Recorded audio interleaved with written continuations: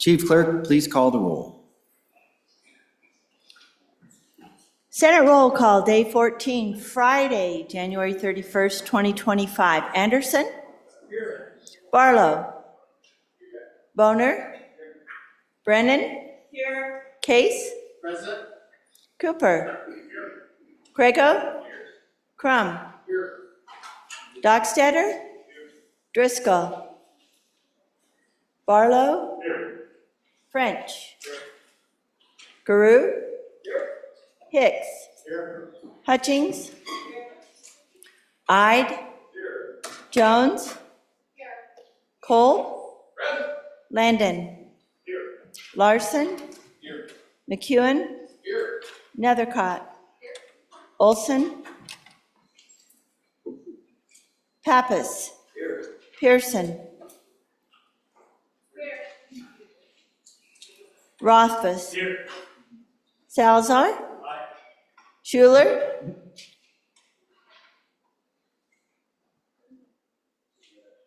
Scott? Here.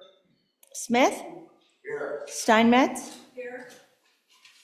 Driscoll? Excused. Excused. Olson? Here. Schuler? Excused. Excused. President Beitman? Here. Mr. President, 29 present, 2 excused. Thank you, Ellen. Prayer by Father Thomas Cronkleton, Jr. from St. Mary's Cathedral.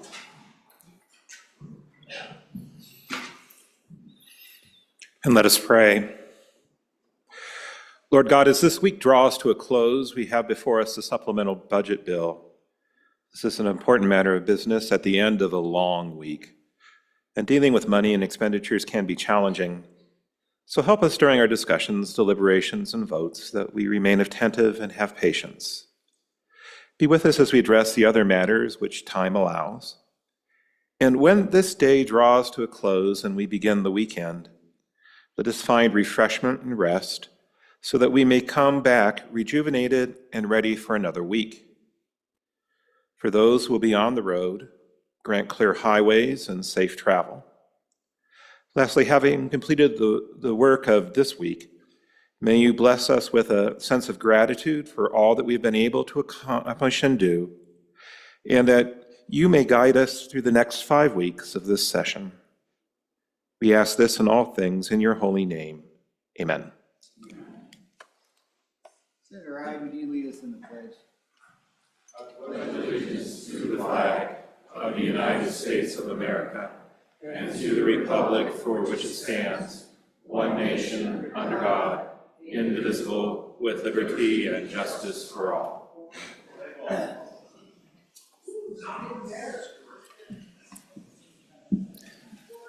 Well, Father, another week has gone by already. It was a fast week. It was wonderful having you here as our chaplain of the day, as always. We always appreciate your spiritual guidance and leadership and your thoughtful prayers. And we have a token of appreciation for you, sir, from the Senate. Thank you. And a nice little coin for you. So we hope you please continue to come back and offer your services to us. And we are very thankful for everything, sir. So thank you. It's always an honor. Thank you.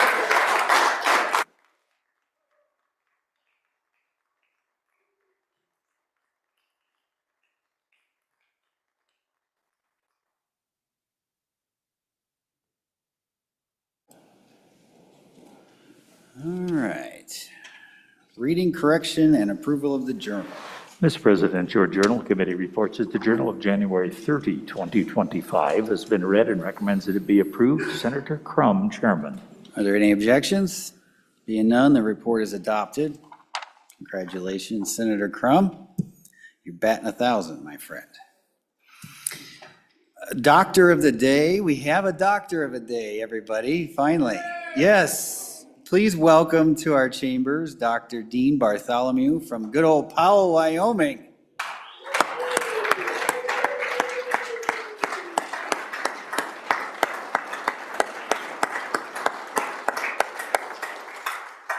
Doc, I don't know if you heard, but you might be kind of busy around here. We've had some issues. All right. Oh, yes, sir, Senator Larson. Mr. President, thank you. I just wanted to recognize the doctor that works in with the group that I go to. I did want to kind of explain their operation. It's pretty impressive. There's 3 doctors there. I pay $60 a month, and I can go there to get my primary care whenever, and it's pretty impressive. So they don't do insurance stuff and all that, so it's a pretty good deal, and I would suggest there ought to be a lot more of these around the state. Thank you, thank you. All right. We are at, today in Wyoming history. January 31st, 1917, the Wyoming state flag was adopted by the 14th legislature. Charlie was in his 5th term at that time. Sorry, Charlie. He's not even here to defend himself. The Wyoming Daughters of the American Revolution held a competition for the design, and out of 37 entries, Verna, I think it's Keys, submitted the winning entry. The Indian paintbrush was adopted as the Wyoming state flower on January 31st, 1917 also. That was a busy year, busy day in history, January 31st. Quote of the day. The great thing in this world is not so much where we are, but in what direction we are going. Oliver Wendell Holmes, Jr. And then I have a dad joke here, but I honestly don't get it, but I'm going to read it and see if anybody likes it. What did the 0 say to the 8? Nice belt. So I put one in from our good Sergeant at Arms. So we have a dick joke here from our good Sergeant at Arms. If you get emails with contents of pork, ham, salt, or preservatives, do not reply. It's spam. I just read them, I don't write them, and if you throw the tomatoes at Dick, please. Okay. Senator Pappas. Oh, yes, Senator Brennan. May I have privilege of the You bet. Privilege The of the floor is floor. yours. Mr. President, somewhere around here is a little boy with blondish brown hair and a blue shirt running around. That's my son. He's Oh. come to spend the day at the Capitol. And I do believe he's brought his dad joke with him if you guys want more. Oh, right. Where's he at? Okay, well, I got a good one for him because I have one that 6-year-olds really love. It's what's the dog's favorite button on the remote? Pause. Kids love that one. That's a good one. Okay. Senator Smith. Privilege of the floor. Please, Mr. help me President. out here. Ladies and gentlemen of the Senate, we are in the presence of greatness this morning. I'd like us to recognize an American hero and combat veteran who has received a Bronze Star in 2005 during Operation Iraqi Freedom. He served 25 years active duty between the U.S. Air Force and the Army National Guard. His accomplishments are several pages and too long to list, single-spaced. He is a retired lieutenant colonel, but now serves this community as a junior ROTC instructor for East High School in Cheyenne, Wyoming, where he has inspired hundreds of young people to love and serve this great nation, including our son, Cooper, who now attends the U.S. Military Academy at West Point. Cooper is just one of countless hundreds of young people that have been influenced by this great man. His pronouns are bad and dude. Please join me in welcoming Lieutenant Colonel Chris Johnson, his better half of 22 years, Nikki Johnson, and their 3 children, Alexa, 21, Heath, 17, and Gage, 14. Stand up, Mr. All right. Here, here.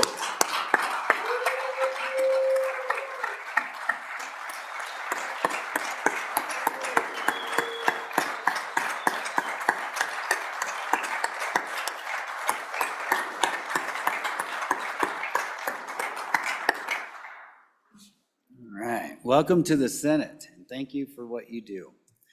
Senator Pappas, we have a special guest and a special presentation. Would you have a privilege of the floor for us? We do, but prior to that, could I take another privilege of the You floor? bet. Yes. We do also have other special guests in the gallery today, and I'd like to have you help me welcome them. It is my great honor to introduce members of the Tunisian military delegation who are here as part of the State Partnership Program between the Republic of Tunisia and the state of Wyoming. This is a program that I was intricately involved in as the Assistant Adjutant General of the Air Guard, and I've traveled to Tunisia on occasion, and it's a wonderful partnership. This delegation represents the enduring and fruitful relationship between Tunisia and the Wyoming National Guard, a partnership that has grown and thrives since 1924, when it was conceived. Our collaboration spans critical areas such as military readiness, disaster response, and civil protection. It has included joint training exercises, exchanges focused on emergency management, and even initiatives that promote greater understanding between our cultures. Colleagues, please join me in extending a warm Wyoming welcome to our honored guests, Senior Colonel Bashir Zouawi, Deputy Chief of Staff of the Tunisian Army, and Senior Colonel Mahir Zuhir, Deputy Chief of Staff for the Tunisian Air Force. Let us celebrate this enduring partnership and look forward to many more years of collaboration and friendship. Thank you, Mr. President.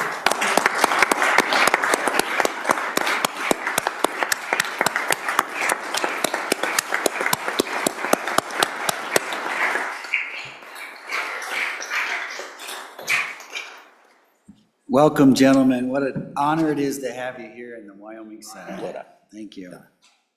All right, Senator Pappas, the floor is still yours.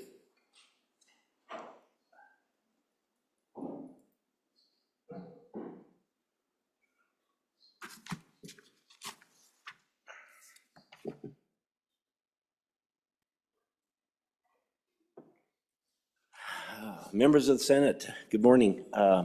Today I really have a special treat for me and for you. As many of you know, many of you probably don't know, that I am on an international committee, an international board of legislators from all over the world, in many legislatures and parliaments around the world. It's a Hellenic body because of my Hellenic roots, and we promote the relationships between our parent country, our home country, and Greece.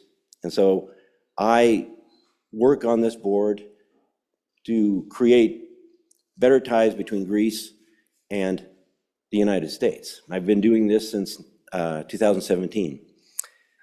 Anyhow, part of our mission for me is a lot of military work. I work with the parliament in Greece. I work with the Greek military, but we also do trade, tourism, and help companies move from the United States to Greece and from Greece to here.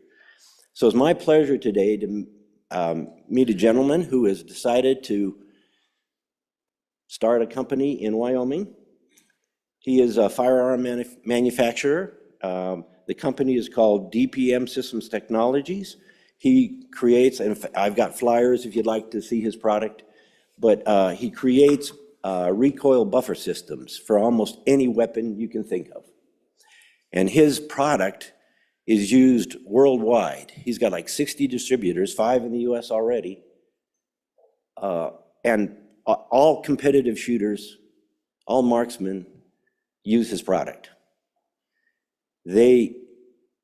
His background is in the Army of Greece, and in the then later in the security forces, or in the police of Greece, in special operations. And so he's developed these systems so that those agencies are able to have weapons that shoot accurately. And so it's very important for police departments, for military. That second shot, when you're doing very fast shooting, is very important that it's placed correctly. His systems do that. He has 12 US patents, and his brand is growing hugely in the United States. So I've convinced him that he should manufacture his product in the United States. And I've also convinced him that it should be Wyoming. So what I like to do right now is welcome to the Senate Demetrios Mantas, the founder of DPM Systems Technology.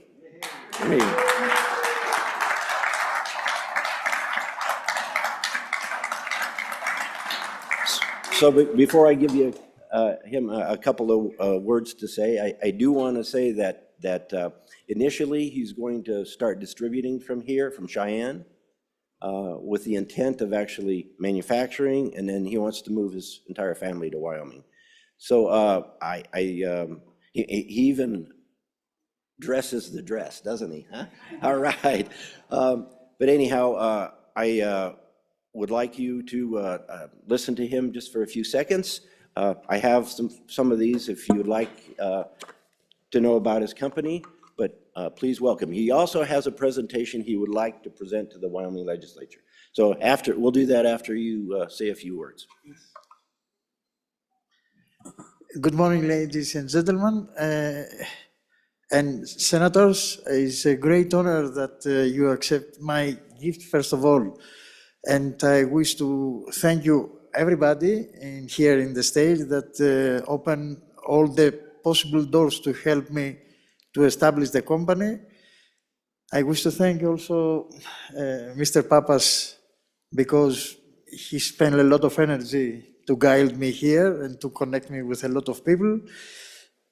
I hope that dream that we create will be soon a reality with the help and support of all of you, because this project is really very big. It's a huge project and I need support. Mr. Papas can explain you in the near future what exactly is this project, because really it's a very big business, and for sure I need partners and support to create this project in Wyoming.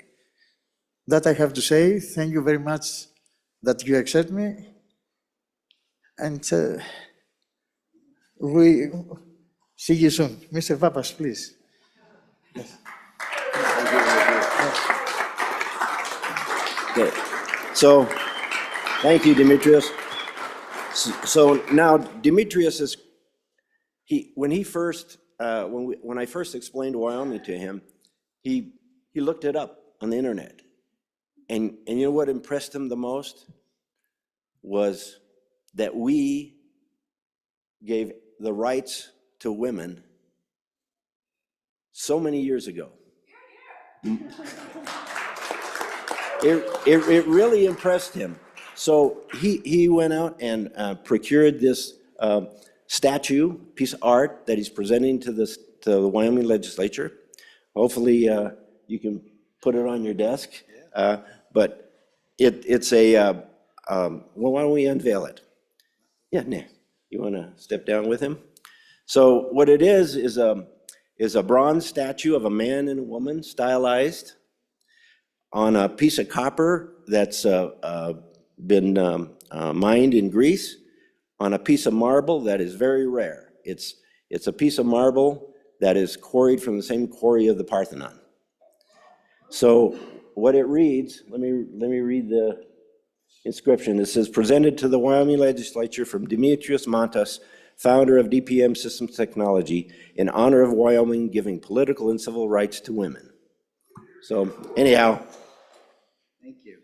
it's, Thank you. okay. Thank you.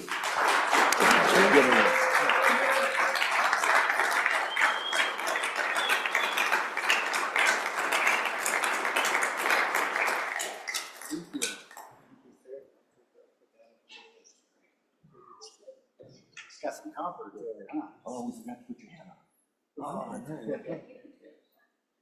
you want to take a picture? Put your hand on. Should I bring it down? Let's do one with the hat. Do one with the hat? He wants one with the cowboy hat.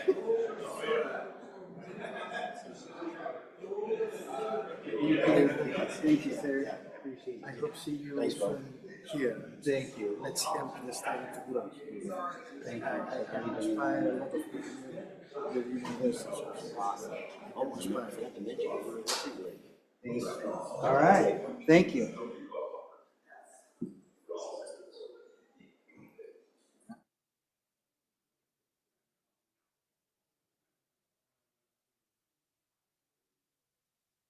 Yeah, we're going to hold on to that. Senator. All right. Thank you, sir. Okay. Where are we at now? That's the end of the announcements. Any more privileges of the floor before we get to work here this morning? All right, let's go. Do we have any reports from standing committees? No? No messages from the House? All right, well, let's go to second reading. Holy smokes. Man, we did some committee of the whole yesterday. All right, Senate File 64, second reading of the Senate file. Senate File 64, Wyoming opposes mandatory electronic ID devices, livestock. Senate File 64 having been read 2 separate times. The question is, shall the bill be read a third time? Hearing no objection, it is so ordered. Senate File 69, second reading of the Senate file.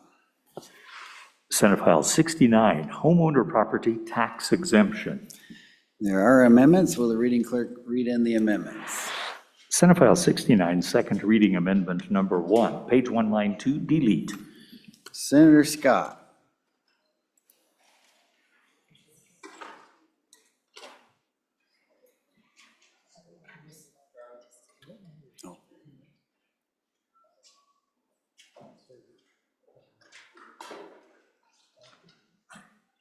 Charlie, your amendment's up on 69. Sorry, Senator. You got an amendment on Senate File 69. It's been read in. It is second reading amendment number 1 in Senate File 69. Mr. Chairman, I move the amendment. Mr. Chairman, what the amendment does, I'm presuming it's the right one because it got passed out several days ago. What it does, and all it does, is remove the sunset date. And, Mr. President, I think removing the sunset date is important for a couple of reasons. With the sunset date in there, what we're communicating to the taxpayers is that this is just a temporary one-time tax cut. It doesn't going to go forward. It isn't going to help them going forward. It isn't going to be a long-term solution to the problem.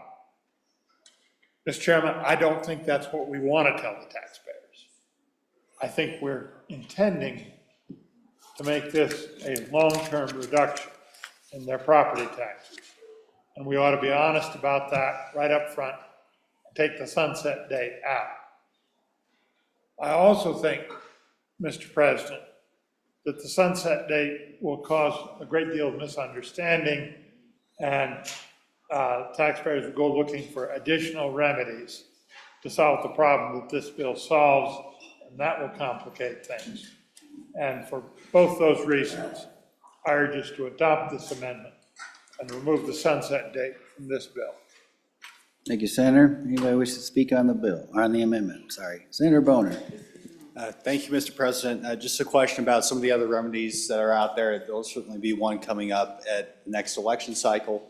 I'm just wondering if there's been any thought on how this provision, if passed, would interact with that effort. If that also passes, what seems like if we have currently a 50% reduction and it's permanent, then our constituents may have an opportunity to further reduce that already 50% reduction. In effect, we'd have a 75% reduction in property taxes without this sunset. So just a little bit more conversation about how this would work with all the moving parts on this important topic. Thank you. Senator Ide. Thank you, Mr. Chairman. On and for the good senator from Bates Creek amendment, I think his delivery on the other remedies that the citizens may be looking for, I think that that's already out there and they want that remedy. And I think it's what we need to do here in this body. We need to get some permanent reform here. And the good senator made it crystal clear that this is the direction we need to go, or other remedies that are already looming out there are hanging over our heads here right now. So thank you, Mr. Senator. Thank you. Senator Hicks. Mr. President, on and against the amendment, and let me explain why. So last year, this body gave long-term homeowners an exemption, which goes into effect in 25 and 26. This body also give additional property tax relief to veterans. We also capped property taxes at 4%. We have a constitutional amendment that just passed this last year. We have another proposed ballot initiative that came out that will be on the 2026 ballot. And so we have all these competing, what we've already done between veterans, long-term homeowners, we've capped property taxes, we've expanded the eligibility for the poor for property taxes, so we've raised that threshold. Now we have this bill, if we pass some form of this bill out here, we still haven't dealt with the constitutional amendment that's already passed and the proposed one. So if we don't have a sunset date on here, then we have to go back and completely repeal this. And the same time that you're adding and subtracting and we're moving sideways, it makes all the sense in the world to say with everything we've already done, we need to slow down at some point in time and come back and say, in context of all this other stuff, where are we at? We need to be able to make informed decisions on all of these other things we've already done that are already in the statutes, plus what we're going to do this session. We need to just take a look in another couple of years and say what makes the absolute, we'll know a lot more even a year from now than what we know now. We don't know what the total cost of many of these properties, because this is the first year of eligibility. So not on and against the bill, I'm just saying to remove the sunset date because we're prognosticating about what the future is going to be with some ballot initiative that is likely to pass in context of everything else we've got going. Mr. President, I just think we've thrown everything into the cook pot and this thing's going to boil over. Maybe we ought to pull the lid off of it, just take a look at the ramifications with everything else that this body and the legislature's done as a whole, on and against the amendment.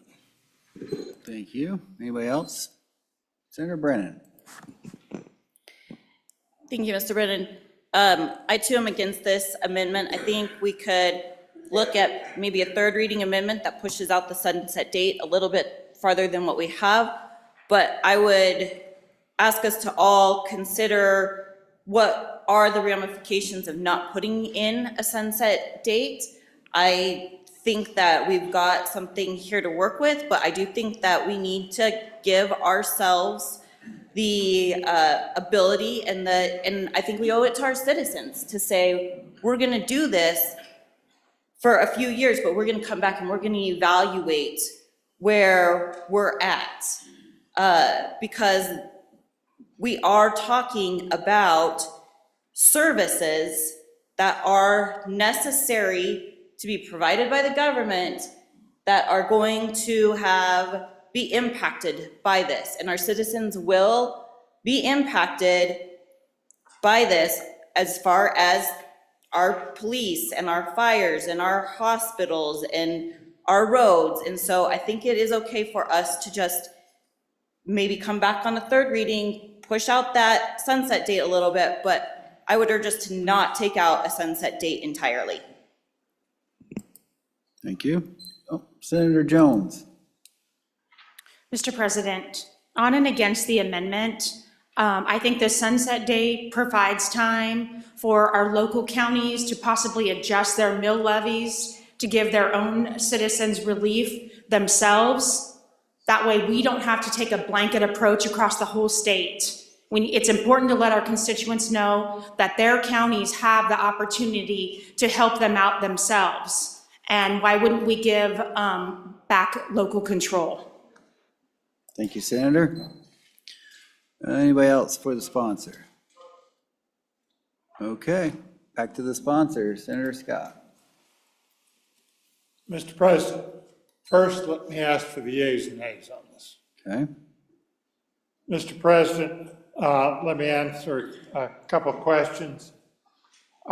With regard to the interplay with the initiative, they are really the differences here between this bill and the initiative is the initiative doesn't have an upper limit on it. So it's all the multi-million-dollar homes that are in some of the communities in this state. And that initiative would do a lot more harm to the property tax revenue without providing, as the bill sits before us now, without providing the same kind of relief that this does for the average homeowner. So I don't, that's the difference. I don't think that you could claim both, but if when all is said and done, that does prove to be the case, we'll fix that in a hurry, statutorily. The argument that we ought to have a sunset date in this because it will then force us to do things, it makes a lot of sense in terms of the mechanics of the legislature. But we can overcome that simply because if we've got a problem with how this fits in long-term with the others, we'll fix that statutorily in the absence of a sunset date.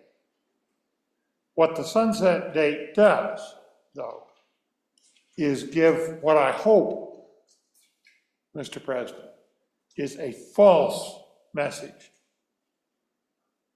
to the population, the voters. I hope our intent is to make this a long-term fix for the property tax problem that they have. And to do that, we need to take the sunset date out, Mr. President, because that clearly tells the voters that's what we're going to do. And that's why I asked for the yeas and nays, because I think it ought to be a long-term relief. So, Mr. President, on and for the amendment.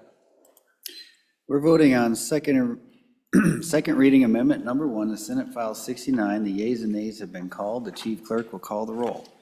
Roll call on the amendment. Anderson? No. Barlow? No. Boner? No. Brennan? No. Case? No. Cooper? No. Crago? No. Crum? No. Dockstetter? No. Driscoll? No. French? Aye. Garou? No. Hicks? No. Hutchings? No. Ide? Aye. Jones? No. Cole? No. Landon? No. Larson? Aye. McEwen? Aye. Nethercott? No. Olson? No. Pappas? Pearson? Aye. Rothfuss? No. Salazar? Aye. Schuler? No. Scott? Aye. Smith? Aye. Steinmetz? No. Pappas? Excused. Excused. President Beitman? Aye. Aye. Closing vote. Closing. Vote closed on the amendment. 9 aye, 21 no, 1 excused. Second reading amendment number 1, the Senate File 69 has failed to be adopted. We are on second reading amendment number 2 to Senate File 69. Senator McEwen. Thank you, Mr. Chairman. I move committee of the whole amendment. Sorry, number can 2. let's read it in first, I'm sorry. Senate File 69, second reading amendment number 2, page 2, line 12, after. All right, now go Senator McEwen. I move committee of the whole amendment number 2 to Senate File 69. I will now explain the amendment. Oh, sorry, Senator, you said committee of the whole. Can you redo the motion, please? Second reading amendment number 2. I move second reading number 2. I move second reading amendment number 2 to Senate File 69. I will now explain the amendment. All right. It's a pretty simple amendment. It just says that if you're already taking the property tax relief given on Senate File 67, you cannot take the property tax relief given on 69. So it's your choice. You can get your 50% on 67, or you can get your 50% on 69. I guess it depends on what number you like. And I would ask for an aye vote on it. Thank you, Mr. Chairman. Any discussion? Question being called. All those in favor of Senator McEwen's motion to adopt second reading amendment number 2 to Senate File 69, please say aye. Aye. All those opposed, no. The second reading amendment number 2 has been adopted. Second reading amendment number 3, will the reading clerk please read in the amendment? Senate File 69, second reading amendment number 3, delete. Senator Steinmetz. Thank you, Mr. President. I would move second reading amendment number 3 to Senate File 69 and ask for your favorable consideration. Fellow senators, on your desk, there should be a handout that shows you what this amendment does. It looks at the total county and city values. Oh, I think my microphone is wavering, Mr. It President. went off and now it's back on, so. Maybe it's a poltergeist, I don't know. All right, so to start over again, you should have a handout on your desk that shows the total assessed valuations. It was the only way we could figure out how to make this amendment work in regards to Senate File 69, or it was the method I had chosen, because we could only do total assessed valuation or residential. And because 69 brings in property as well, I decided to go with the assessed valuation. So if you look, you'll see in the first line is your county. The second line is your total assessed valuation. The third line is the effects of Senate File 69 with the 50% exemption for the first million.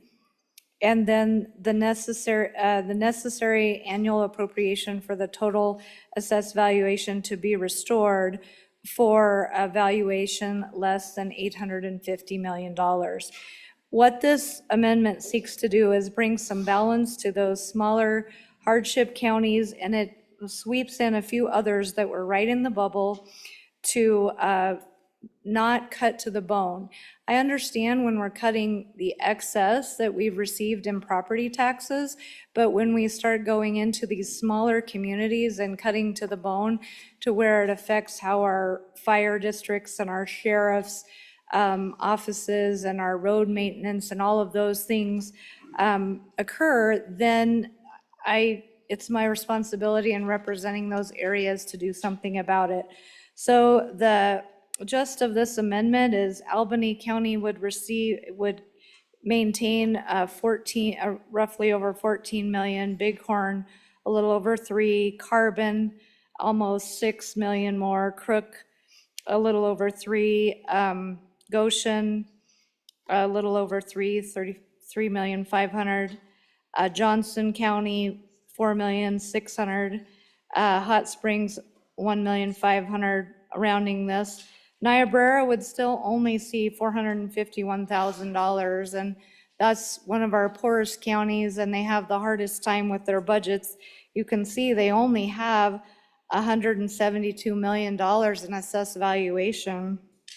Platte County a little over 3, Sheridan about 19, Uinta about 65, or 6,500,000, Washakie 2,600,000, Weston 1.9.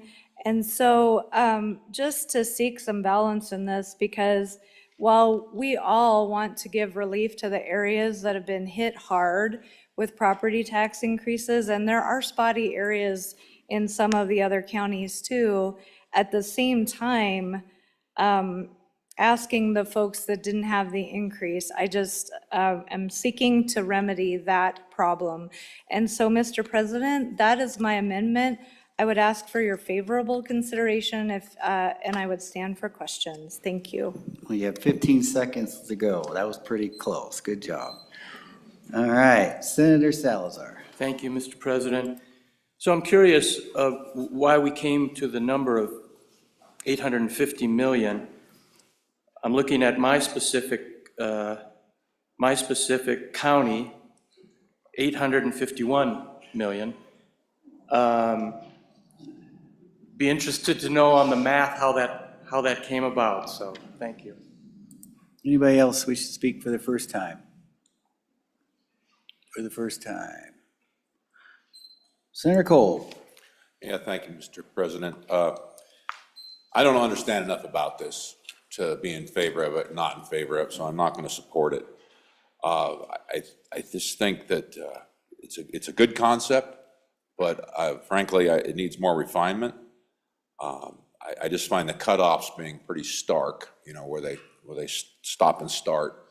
And I guess it would look like we're getting a property tax reduction. We're going to pick up the slack for these counties, you know, because of, you know, there's justifiable reasons for this. But is it enough? For me, at this point, no. So I'm not going to support this amendment.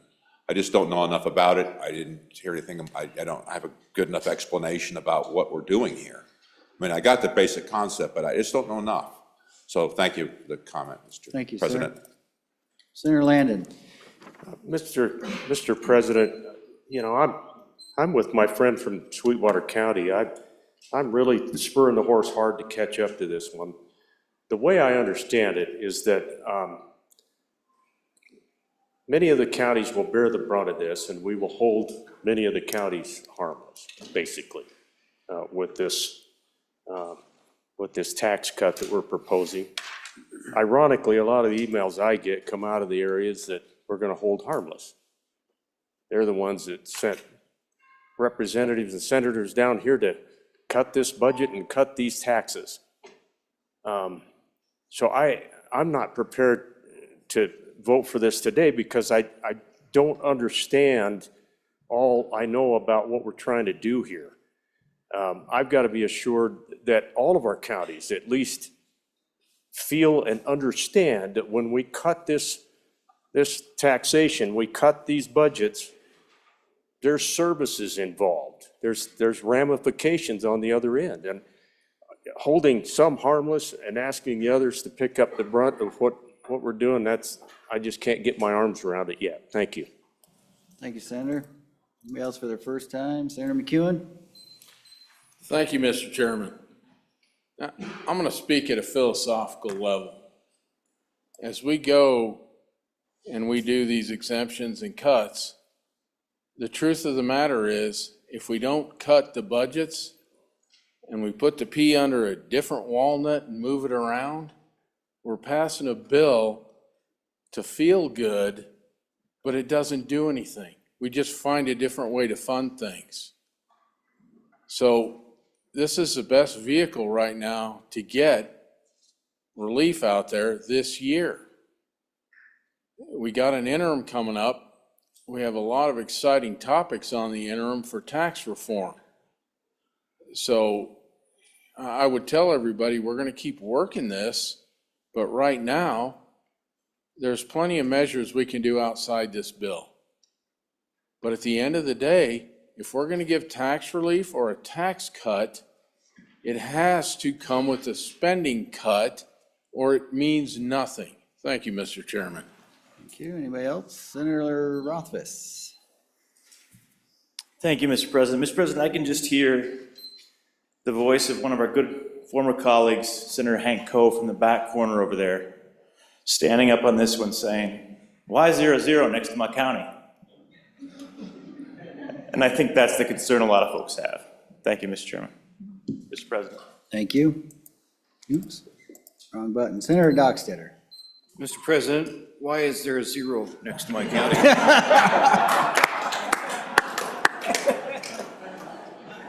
Oh, that was good. That was the Doc joke of the day there. All right. That's back in Coe country. He used to sit back there too. Anybody else for their first time? Anybody else? Back to the sponsor? Senator Steinmetz. All right, thank you, Mr. Chairman. I'll try to bring us home. There's a 0 next to your counter because you saw a bigger increase than everyone else. So, not maybe everyone else. And as opposed to Fremont County, If you wanted to bump that up to a higher number, they would receive about $12 million back. So they were just right on the bubble, and you have to have a cutoff somewhere. And this is just how I chose to do it. Again, that would give us about $70 million we're giving back, and over 1 year. So for the biennium, it would be 100 million out of the general fund and 50 million out of the LSRA. And so that's the amendment. Vote your conscience, but I needed to do this for my small communities. Thank you. Thank you, Senator. All those in favor of Senator Steinmetz's motion to adopt second reading amendment number 3 to Senate File 69, please say aye. Aye. All those opposed, no. No. Oh, we got a point of order. I screwed it up, I guess. Mr. President, I think we should have a roll call vote on it as it involves expenditures. Oh, yes. Good catch, Senator Case. You can't get anything past him back there. He is like a steel trap. Okay. Let's do a roll call, please.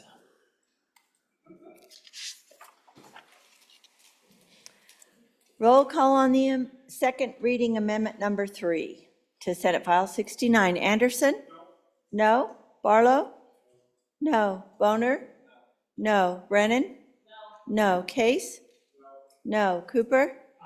Aye. Craigo? Aye. Crum? Aye. Dockstetter? No. Driscoll? Aye. French? No. Guru? No. Hicks? Aye. Hutchings? Aye. Ide? No. Jones? No. Kolb? No. Landon? No. Larson? No. McEwen? No. Nethercott? No. Olson? No. Pappas excused. Pearson? Aye. Rothfuss? No. Salazar? No. Schuler? Aye. Scott? No. Smith? Aye. Steinmetz? Aye. President Beitman? No. No. Closing vote. Closing. Vote closed. On the amendment, 10 aye, 20 no, 1 excused. Second reading amendment number 3 to Senate File 69 has failed to be adopted. Second reading amendment number 4 to Senate File 69. Will the chief clerk please read the amendment? Senate File 69, second reading amendment number 4, delete. Senator Brennan. Thank you, Mr. President. I would move second amendment reading number 4 to Senate File 69 and ask for your favorable consideration. Mr. President, what this does is it takes out that 50% on page, let me pull up 2, I think, of the bill, and moves it back to 25% tax reduction. Mr. President, I think this is the wise way to go here. When we look at what we're doing, we know that we have constituents and people in our state who are having a hard time getting the food on their table, the clothes on their kids, and we do want to provide those people with a little bit of relief. But Mr. President, we also know that we've got another generation that's coming up behind us. And we have to think about what we're leaving them in 10, 15, 20 years. Mr. President, we also know that our roads are important, that our police, that our fire departments, and that our hospitals are important. Let me go to the hospitals for a moment, Mr. President. We only have 4 hospitals in this state that are operating in the black. Every other hospital, our critical care access hospitals, are operating in a negative. We can't afford to lose another hospital. We can't afford for people to not be able to be close to a place that when they have a stroke or a heart attack, that they can get the services that they need within that 90 minutes to 3 hours. We can't afford for another hospital to close down that doesn't have OB services. We won't retain or bring young people into the state if we don't have those. And so, Mr. President, I just ask that we reconsider and that we would bring this back to 25% cut, not a 50% cut, and that we think about the safety of our communities and our children and what we are doing for them. Thank you, Mr. President.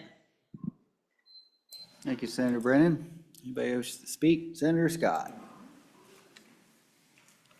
Mr. President, first, let me ask for the yeas and nays on this one. This is an important issue as to whether we're going to go to a 50% tax reduction or 25%. It may not be as important, Mr. President, as we think, because I think after 2026, we will go to 50%. But I think it's important that we do it now. I think, as I talked to my voters in the last campaign, everybody was in favor of a tax cut, everybody. But a lot of the ones I talked to personally, and I did a number of the days when I was going door to door, I was asking people about property taxes and what the homeowner property taxes were doing to them. I was getting a good third or so of them who felt very strongly, Mr. President. And I think what was going on was they were on tight budgets for any number of reasons.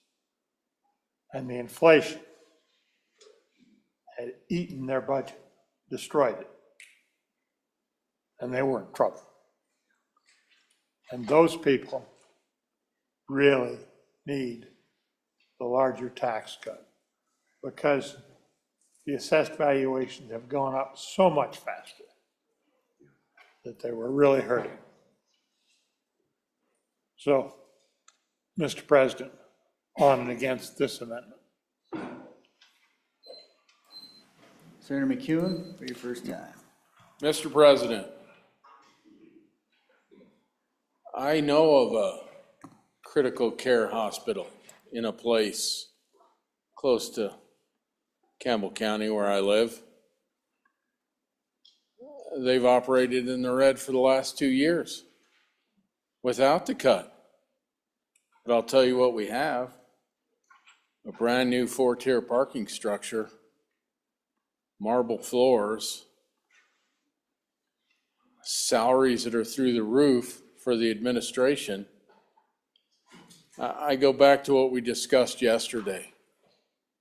77% increase in valuation, 19.5% in inflation. We can give them more money. They'll just spend it. It's time that some of the special districts became efficient.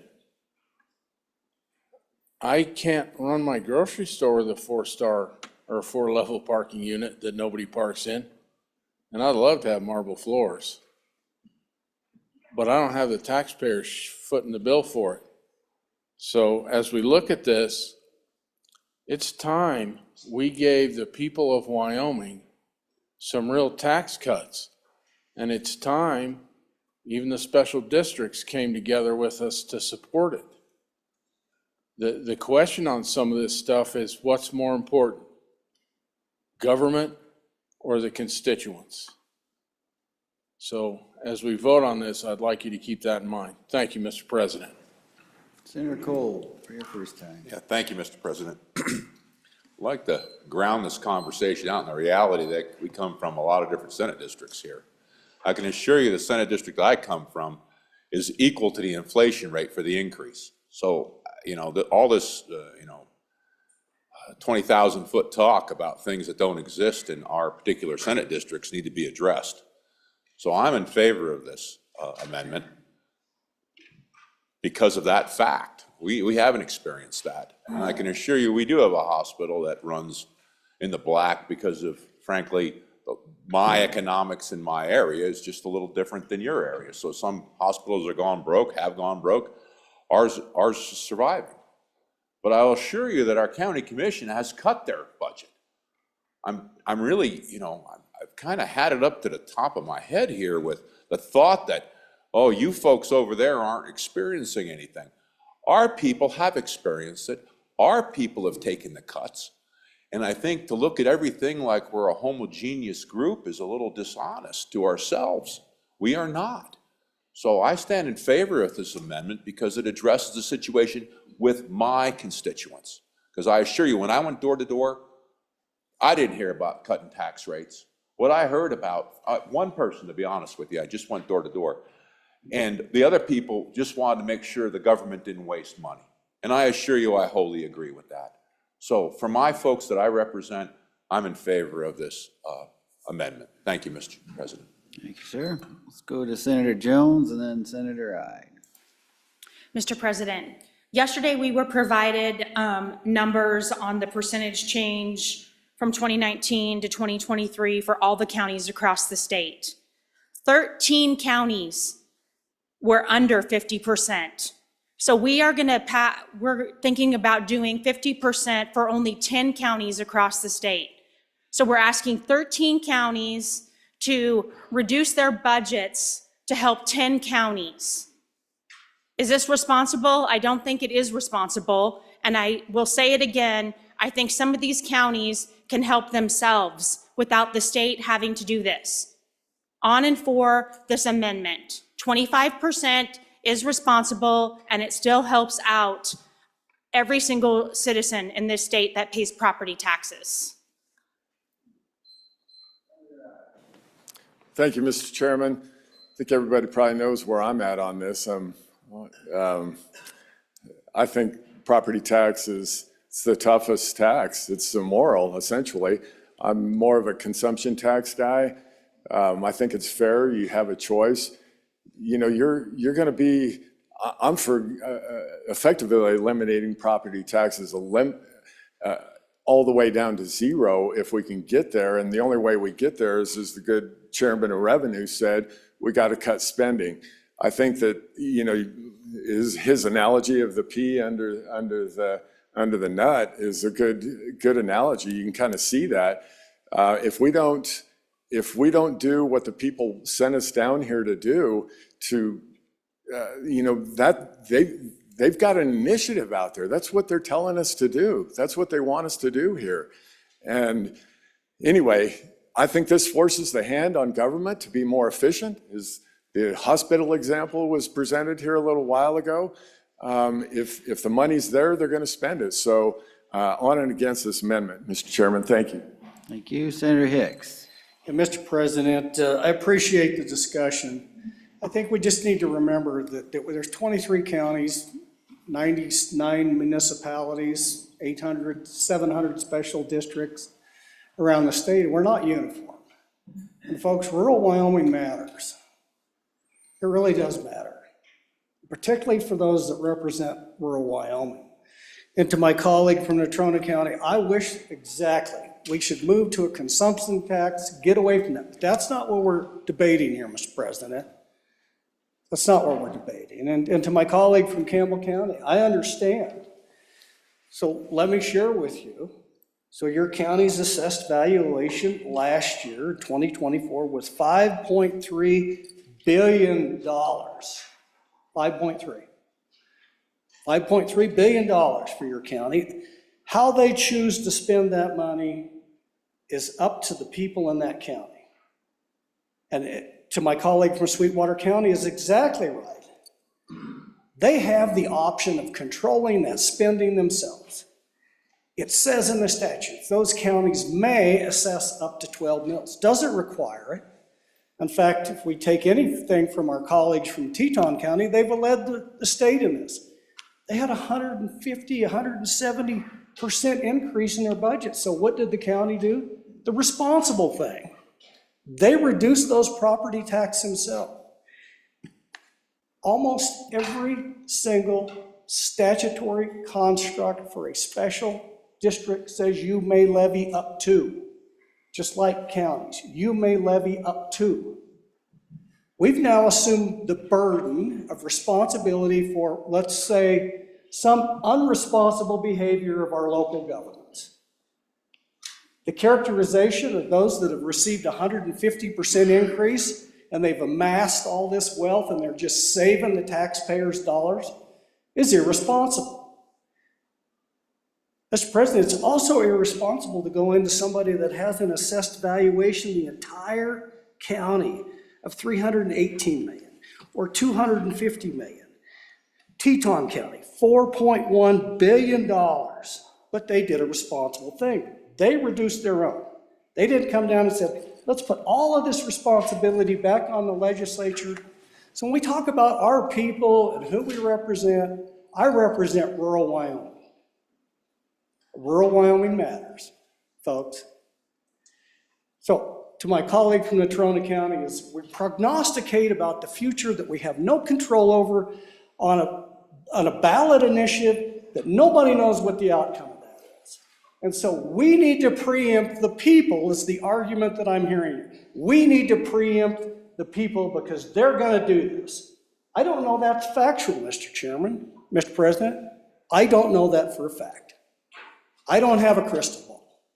What I know is if and when that ballot initiative passes, and it passes by whatever percent is the majority, that is a decision of the people of the state of Wyoming. You're now preempting the decision of the people of Wyoming and say, we're just going to do it for you so you don't have to. But what we've done is we said, we know the cliff's there, so let's just go ahead and drive off the cliff today. Let's just do the 50% across the board from the $5.1 billion assessed counties to the ones that are down there. Our friends in Niobrara, $172 million. Let's just drive that off the cliff. The responsible thing, in my opinion, just my own humble opinion is if we think we're headed this way anyway, let's phase this in. Let's give those locals an opportunity to reduce their own taxes, give them an opportunity to adjust instead of driving this thing off the cliff. Mr. President, I understand the dynamics here, but I'm going to tell you, I represent rural Wyoming and it matters. Anybody else? Senator McEwen, for your second time. Thank you, Mr. President. I'm going to push back on that we're doing this bill because of People's Initiative. As you know, we worked on a committee together 2 years with this 50% goal, well before the People's Initiative came out. We're not running this to kill the People's Initiative. We've been pushing for this for 3 sessions. So I'd like to put that myth aside on what the goal for this is. I'm not trying to kill the People's Initiative. I'm not trying to support the People's Initiative in this bill. And the discussion right now probably has little or nothing to do with the People's Initiative. What it has to do with is for 3 years, the people of Wyoming in almost every county I know of, I guess there's some that don't want tax relief, have been screaming for this. This is the first chance we've actually come up with some true tax relief. And we're claiming the sky is falling, but it's really on our whole overall budget. It's a 4.6% cut. So I correct myself. I stood up the other day and said 2.3. I was comparing a biennium number with actual numbers this year. So I apologize for that. It is a 4.6% cut. It's not that big. And if you take a look at how much personal property tax affects counties in their overall budgets, it is different. It's a lot different. Some counties, it's a 2.3% haircut. It's not that big a deal. We're not going to shut down fire departments and fire police departments. So that's where we're at with this. Are some people going to feel a bigger brunt than others? Yes. Because unfortunately, the Constitution requires us to do this equitably across the board. This isn't, let's pick on 13 counties. This is, let's reform our tax system. Let's do it now, and let's quit kicking the damn can down the road. Thank you, Mr. President. Senator Kolb for your second time. Yeah, thank you, Mr. President. I'd like to, add on to the comment about haircuts. My county's bald. We don't have any more hair to cut. Now, to a bigger question is why don't we look to ourselves to make these cuts? I love it when we sit up here in Cheyenne and decide we're going to make all these cuts that affect special districts, and I guess, well, have at it, deal with it. Why don't we cut our own budget here? Why don't we cut things that we have control over, use that savings, roll that in to tax reform to help this tax reform? Well, I don't hear any conversations about that. I hear, let's go after these entities because, well, we think everybody's the same. We're not the same. We're all a little different, and sometimes a lot different.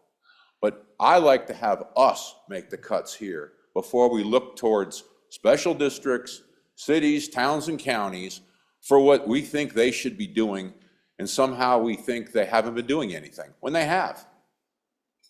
And I speak for my county. They have actively been doing things to cut county government, and they haven't kept up with inflation. So why don't we look towards ourselves, make the tough cuts here at the state level, and then use that, which I'm all in favor of helping people with their property taxes. Thank you, Mr. President. Thank you. Senator Guru, for your first time. Thank you, Mr. President. Yep, my folks in my district have been hit as hard or harder than anyone in the past 5 years. And I said it the other day, welcome to the party. We have all these new tax bills. But just for a second, let's take a look. I think we're selling ourselves just a little bit short, Mr. President. We've got a program to help the neediest of the needy at the folks that are on fixed incomes. We did that. We funded that. And today it helps. And in my county, we've even thrown in more money. So people who need it the most, seniors who are on fixed incomes, are getting the tax relief they need, sometimes upwards of 85% or more. Then, in addition to that, last year we passed a bill to cap taxes, because the other complaint I was getting from my constituents was a tax. It wasn't, yeah, my house is worth a little bit more, I can afford to pay, but what's killing me is a 20% or 25% jump, whether it's Lincoln County, Johnson County, Park County. Those folks are getting hit by wild increases, which is hard to budget for. We fixed that. So we've done a lot of work, Mr. President, on this issue. It's not like this is the first time this has been discussed. So I'm on and for this amendment, even though, frankly, I'm going to get a lot of calls about it. But for me, the deal is, that's what I just looked in the rearview mirror. Now let's look forward. We've got a citizens initiative out there. We've got a bunch of bills coming down the hall. We can't look in that crystal ball, as my friend said, about where these are all going to pan out. If we pass this with this amendment now, and then we look out another year or so, and we say we need to do more, well, then let's do more. We never let it be said we wouldn't want to pass 2 tax breaks in 2 years. That wouldn't be a bad thing, now would it? But what I do worry about is going back if we've gone too far. So I'm on and for the amendment. And then one last thing, Mr. President, the previous amendment that we just had up that we rejected, I think it was a good vote, but it still resonates with all of us about our small communities. It all resonates with all of us about people getting maybe an unforeseen consequence. And so another reason to be on this amendment is that helps back that. Just back it up just a little bit, just in case they do get harder than we think. Thank you, Mr. President. Thank you, Senator Guru. Anybody else wish to speak? Senator Brennan? No? Senator Hicks for your second time. Mr. President, in context of budgets and where the money goes and how it works. And so First, I want to say, I agree with my colleague, the chairman of the Revenue Committee. There's plenty of opportunities to do a little trimming around the edges in that 4.4 or our budget, the legislator's budget. The almost $11 billion that we spent, although keep in mind about 70% of that is federal funds, other funds. It's not necessarily state funds. We were down to about 4.4 billion. This is not our money. We're not cutting our budget. If we want to do that, we need to go into the agencies and we need to do all those things that the state government does. If we really want to cut government, I'm with you. Let's get with the program. There's plenty of opportunities to reduce the size of government that we are in control of, which is the state government. We're not cutting state money here, folks. You're taking that money away from those cities, towns, and counties. That 30%, so residential property tax, on average statewide, about 68 to 69% goes to the school foundation program. Now, we're going to pay for that. That's the part we're going to pay for. Now, it's not necessary. It's our responsibility to fund this. The other 30% of that property tax is not come back to the state of Wyoming. It goes to those local districts. It goes to your cities, towns, and counties. It goes to your hospital districts, your EMT districts, every one of those entities out there. We're not cutting the state's budget by doing this. I understand we're going to give them a little property tax relief, and we probably should, so we can continue this discussion. We have a constitutional amendment that has passed that would remedy much of this as a long-term permanent solution that we haven't even debated yet. We need to phase this thing in, folks. Again, I think it's the right thing to do, and for the constituents that I represent, it is the right thing to do. And so on and for the amendment, Mr. President. Senator Cooper, for your first time. Thank you, Mr. President. I'm going to speak on and for the amendment. I think it's a way to slow this down just a little bit and really get a good grasp on what it is going to do to our cities and counties and just as importantly, our special districts. 3 of the 5 poorest counties in the state are in my district. I have a real responsibility to the people of those counties to make sure that we don't cut them too much at this time. You know, there's been a lot of talk about the People's Initiative. If that passes, I'm 100% behind it. If it passes, I'll do everything we can to support it. But in the meantime, let's slow this down just a little bit. Let's understand what we're doing to these cities and counties, and let the constituents of those cities and counties and special districts understand exactly what they're asking for and what's happening as a result of it. So I think this is a good way to slow it back down. Let's use some common sense. Let's do the 25%. That's a good step. If it works out that we need to bump that next year, great, let's bump it a little bit more. But for now, let's kind of walk into this with common sense and our eyes wide open. Thank you. Thank you, Senator Cooper. Anybody else before the bill sponsor? Senator Rothfuss, for your first time.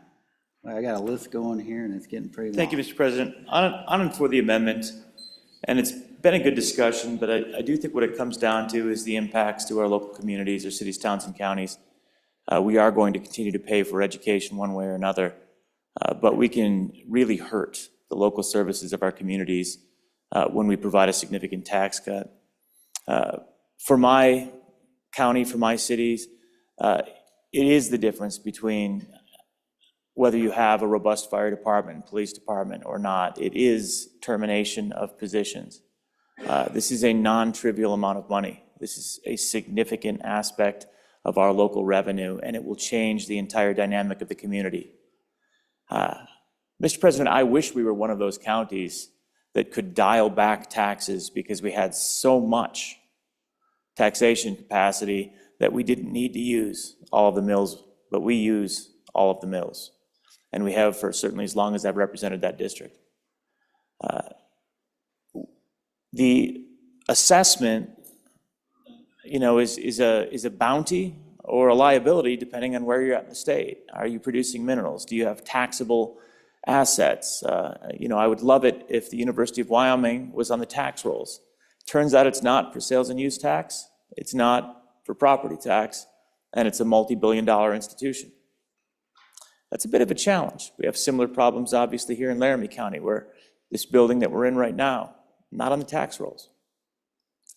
So there's a lot of variation, and there's a lot of variation from community to community, but we know also that our small communities, they need the resources. It's a challenge and a struggle for them to run and operate, and we value those small communities throughout the state of Wyoming. We have them in Albany County as well. So as we're looking and really contemplating this and being realistic, I know that we're looking to the voters and what the voters want, and you know, in a knee-jerk reaction, everyone would take all their taxes to zero right up until you have the conversation about what that really means. And we don't tend to have that conversation. That's the challenge. People don't realize what they'll lose if they don't have the revenue available for these services to be provided to the community. But it's important. And, you know, this is either way going to cut deep. It's going to be significant. It's going to affect us and it's going to hurt us. But this amendment, Mr. President, offers an opportunity to diminish that damage and to let it take effect.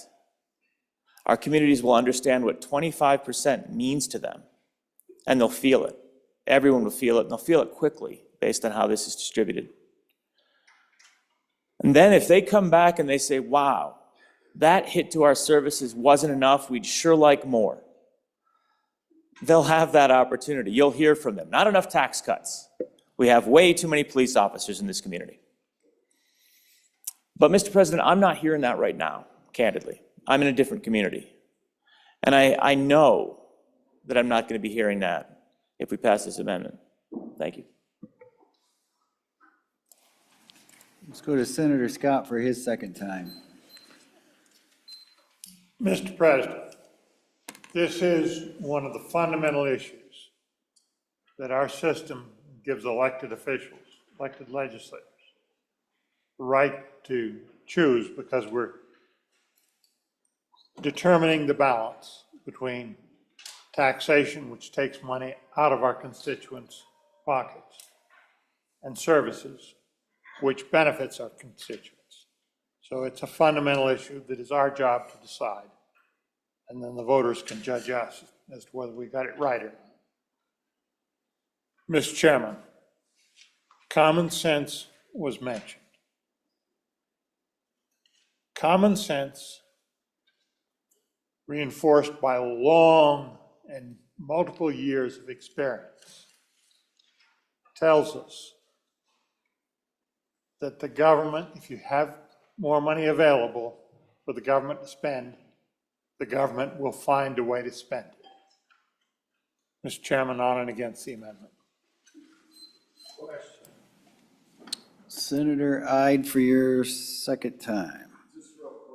A comment, just sort of a fun one to answer the good senator from over the hill. He asked what it means if we go to zero property taxes, and I just want to answer that with, you finally own your property and you're not a tenant anymore. Thank you, Mr. Chairman. Thank you, Senator. Senator Cooper for your second time. Oops, wrong button. Sorry. Thank you, Mr. President. Back to if we give them more money, they're going to spend more money. That's not what we're talking about. We're not talking about giving them more money. We're talking about taking a little bit less money away from them. I don't know what that balance is yet. We don't know what that balance is yet. But I can tell you one of my municipalities, their town truck is an 87 model, so it's 40 years old almost. They're wanting to upgrade, and the one they're looking at is only 25 years old, so that's a pretty big upgrade for them. So that's the kind of things that these small communities are up against. They're not out buying a $500,000 blade to plow the snow with. They're just trying to survive and provide the basic services to their communities. these kind of massive cuts will do serious, serious damage unless we can phase them in and work through it in a reasonable and common sense fashion. Thank you. Thank you. All right, back to the bills or amendment sponsor, Senator Brennan, for your second time. Thank you, Mr. President. We've heard all the arguments today, but I think we just need to keep in mind that if we go to 25%, we give some property tax relief without totally taking the carpet out from our cities, towns, and counties. And I think we strike a decent balance of what everybody needs. So I would just ask the body, you've heard all the arguments, but please vote aye on this amendment. Okay, the yeas and nays haven't been called. We are voting on second reading amendment number 4 to Senate File 69. The chief clerk will call the roll. On the amendment, roll call, Anderson? Aye. Barlow? Aye. Boner? Aye. Brennan? Aye. Case? Aye. Cooper? Aye. Crago? Aye. Crum? Aye. Dockstader? No. Driscoll? Aye. French? No. Guru? Aye. Hicks? Aye. Hutchings? Aye. Ide? No. Jones? Aye. Cole? Aye. Landon? Aye. Larson? No. McEwen? No. Nethercott? No. Olson? No. Pappas? Aye. Pearson? No. Rothfuss? Aye. Salazar? No. Schuler? Aye. Scott? No. Smith? No. Steinmetz? Aye. President Beitman? No. No. Closing vote. Closing. Vote closed. On the amendment, 19 aye, 12 no. Second reading amendment number 4 to Senate File 69 has been adopted. We're back on the bill. Senate File 69 having been read 2 separate times. The question is, shall the bill be read a third time? Hearing no objection, it is so ordered. Senator Case. Thank you very much, Mr. President. Privilege of the floor. Granted. Thank you very much, sir. Members of the Senate, join me in welcoming the Civil Air Patrol to the Wyoming Legislature. They're up here in the North Gallery. We have Lieutenant Colonel Charles Young and Colonel Kenneth Johnson, along with Cadet Arwood, Cadet Plosen, Cadet Naukow, and Cadet Haas. Welcome to the Senate. They have lunch for us at 12 o'clock. Yay!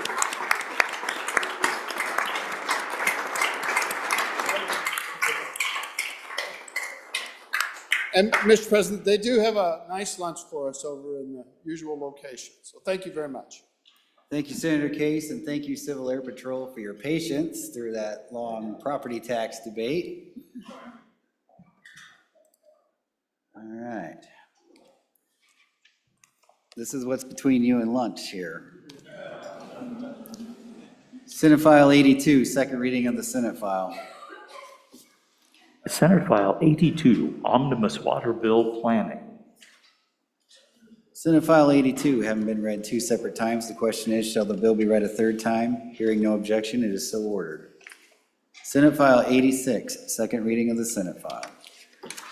Senate File 86, Alternative Teaching Certificate. There is an amendment. Will the reading clerk please read in the amendment? Senate File 86, second reading amendment number 1, page 2, line 10, after. Senator Larson. Mr. President, can I have the second reading amendment read in also? Or? We'll do the first one first. Okey-doke. Sounds good. We're on Senate File 86, Alternative Teaching Certificate. And we're gonna move first reading amendment to, second reading amendment number 1 to Senate File 86. They got me all fixed there. Thanks. This amendment kind of relates to, I think our committee of the whole, or committee amendment. No, it doesn't. Sorry. Okay. I'm on page 1, line 9. Oh, man.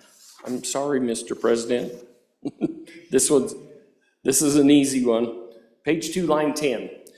We go to add, after "and," insert accredited or non-accredited. And I want to explain why I'm doing that. Our board that controls our teacher certifications has some exception authorizations. And currently in the number 7 one, there's 7 options that you can use to help try to get teachers so they can get certified. But in option 7, there's a requirement in there that a superintendent must request that that person be allowed to do that job, that teacher's. Let's say it was just an English teacher or something. So what this does is it says,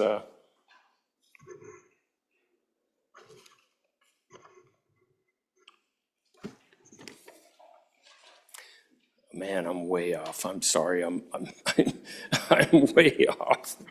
There is another option in there where they says that they have to be an accredited alternative route to be able to go through these schools that are national. And so I'm trying to take that out. If you looked in the original part, in the original bill, we had another way of going about that. And it was stated that they had to have been in business for like 5 years and had so many applicants go through their program and such. But I would like to hope you'll vote for this amendment. I don't think I explained it very good, but of those 4 companies nationwide that can do this, they don't get accredited. Usually you get accredited if you're through a university or college, and these do not go through a college. So that's probably the biggest point.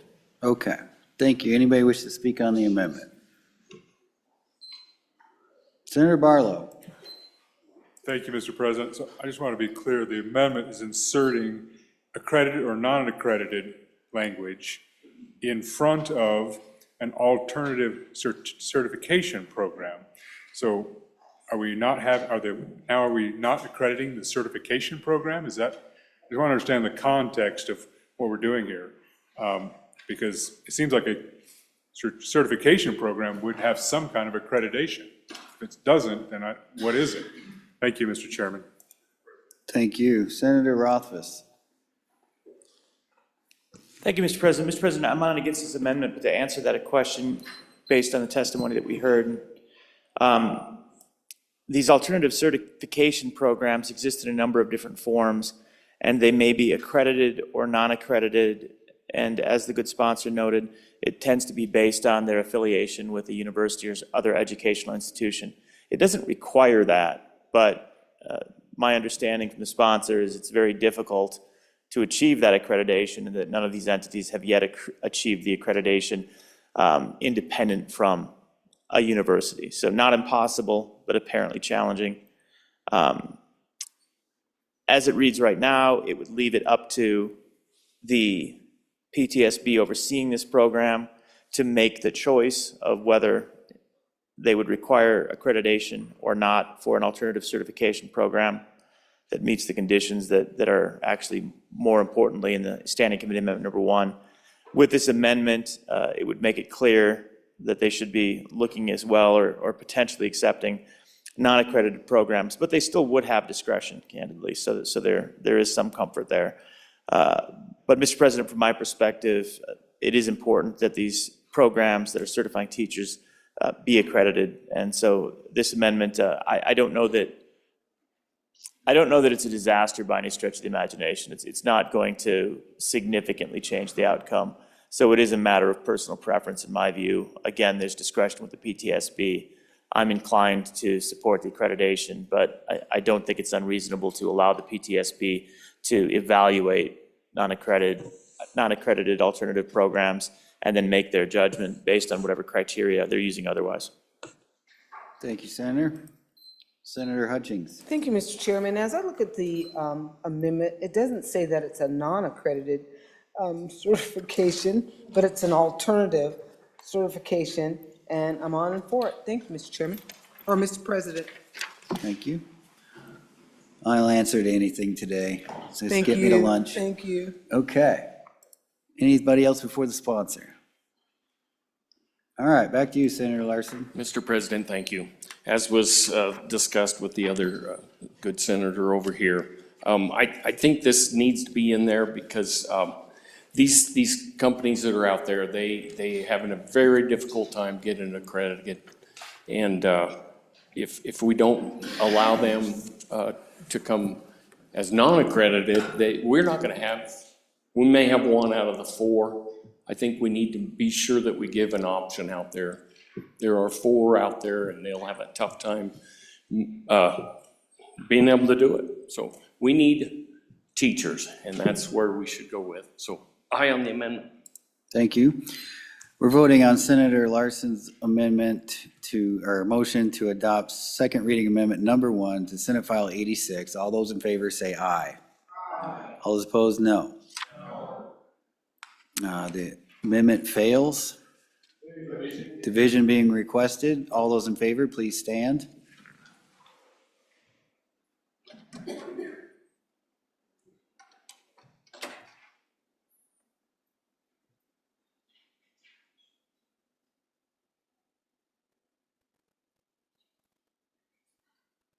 (16) All those opposed.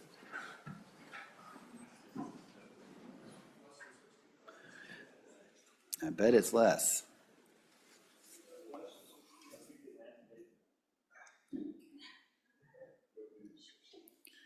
(15) Very enthusiastic no's.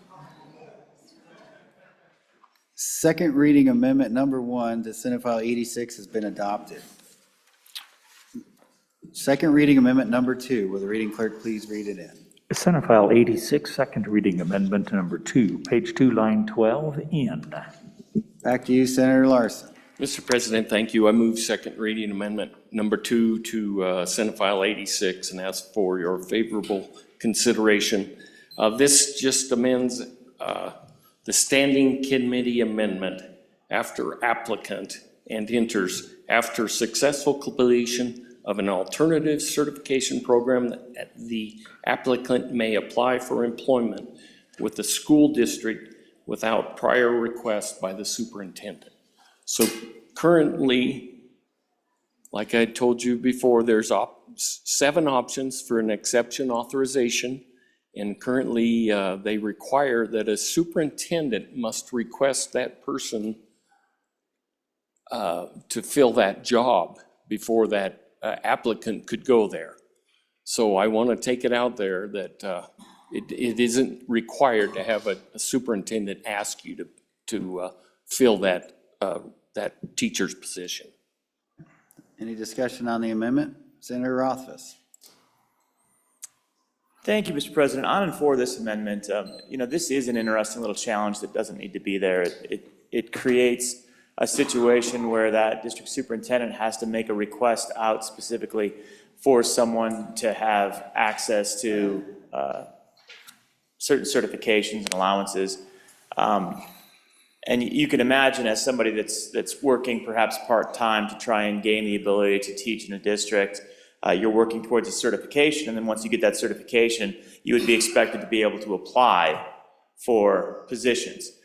There's no compulsion that you be accepted to those positions, right? It's an application process, but the idea somehow that you can't just then apply and that we have limitations in statute, that seems like probably an unnecessary consequence that shields people from being able to pursue jobs that they would be eligible for, and honestly, the districts would like to hire them for. So we know we're in a circumstance where we have a teacher shortage, and particularly in specific jobs that have particular skill sets. And this part of statute is largely targeting individuals with particular skill sets that haven't followed a traditional educational path.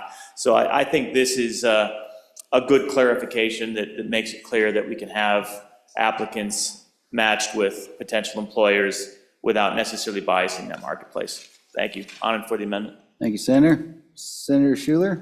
Thank you, Mr. President. I would just kind of pour on the same thing. I don't know why that language was in there. The language was in there to start with. I thought it was ridiculous, to tell you the truth.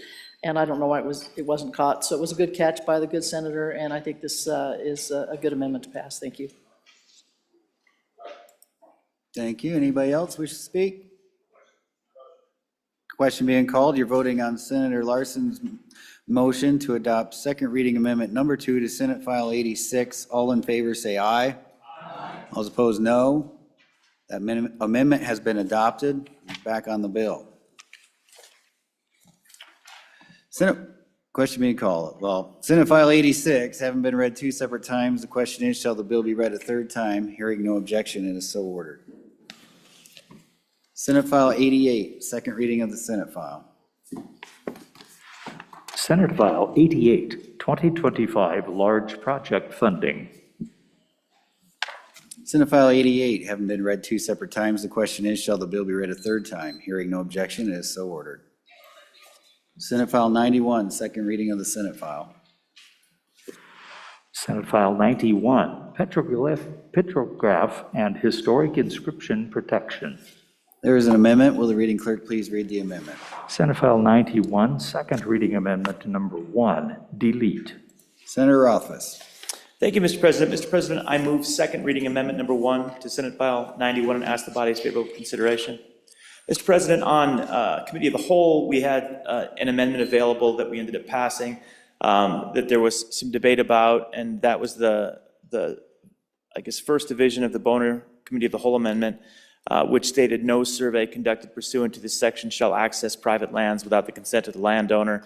There was some concern about the state being able to access public lands or specifically state lands.